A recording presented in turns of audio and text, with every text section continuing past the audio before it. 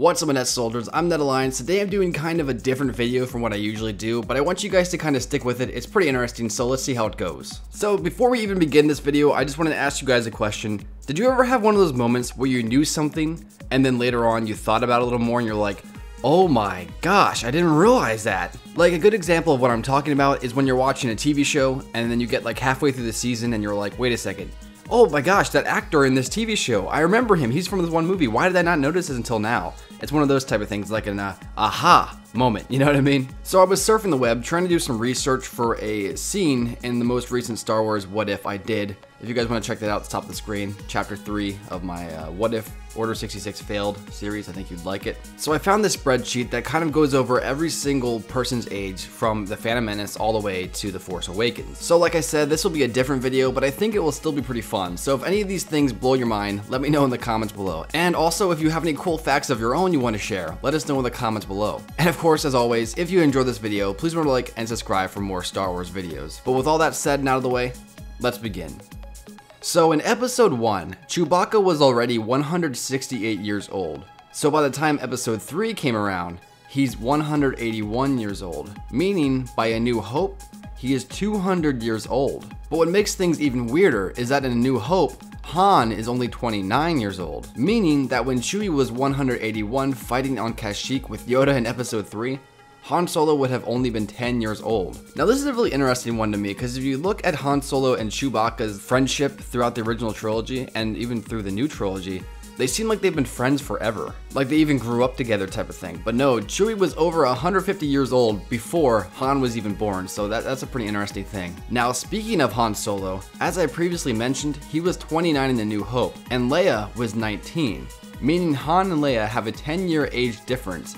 You never really think about that, and this blew my mind too when I was reading this. Now I knew that Han was ultimately older than Luke and Leia, but I thought maybe by 5 years, maybe even 6 years at most, but no, he's a whole 10 years older than them. And while I'll say the age gap isn't that big of a deal, because even relationships in real life have massive age gaps. But I think this is one of those ones where you just don't really think about it, and when you hear it, you're like, wow, that's really crazy. Now moving to Obi-Wan, this isn't particularly a really impressive fact, but it's still an interesting one anyway, so I decided to include it. If Obi-Wan would have lived to The Force Awakens, he would have been 91 years old.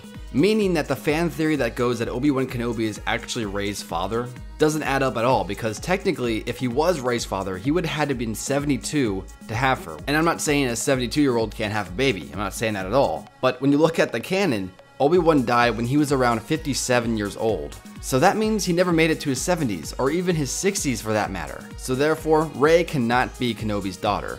Now this next one's pretty interesting too. It's one of those ones that I saw and I felt like I always knew it, but it never really clicked in my head. So when I actually put it all together, I was kind of blown away by it. So Anakin Skywalker was 9 in The Phantom Menace, and Ahsoka Tano, his apprentice, was 4 at the time. This means Anakin Skywalker was only 5 years older than his Padawan during the Clone Wars. And to me, I feel like that age gap is just way too small.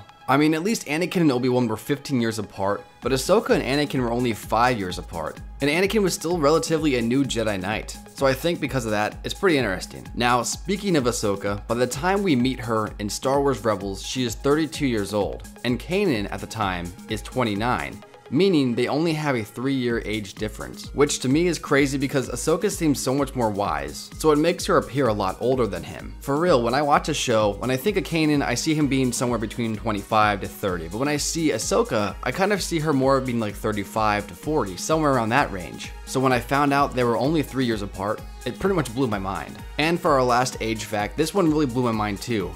So, like I mentioned earlier, Anakin was 9 in The Phantom Menace, and he's only around 36 at the beginning of Star Wars Rebels. And at this time, the Grand Inquisitor was 42. So that means when Anakin was only 9 in The Phantom Menace, the Inquisitor was 15. And to me, I just can't imagine the Inquisitor being any younger than what he was. It's like when you're in school and you see older teachers and you think to yourself, I could not imagine you being a kid. How were you ever a kid? So when I think of the Grand Inquisitor, I couldn't imagine him as a teenager. Do you know, it just kind of blows your mind with that type of stuff. But that's all the interesting age facts I found so far. If you guys want to see more videos like this, let me know. I'm gonna keep on digging and see if I can find more stuff to blow your mind. But let me know, did this video blow your mind? Did a couple of these make you go, holy crap, I never realized this before?